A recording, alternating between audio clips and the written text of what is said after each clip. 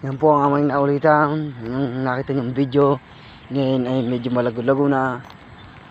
Ito ang kahuli-hulihan namin aanihin.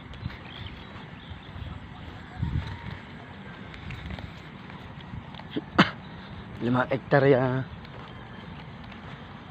Medyo ayos din naman. Maganda na. Papunta muna ako at maghuhulip ng kaunti. Mamaya may isasabog ng abono.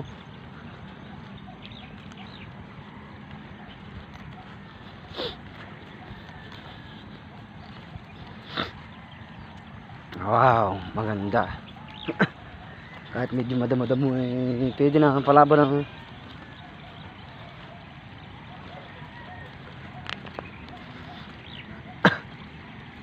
huliping.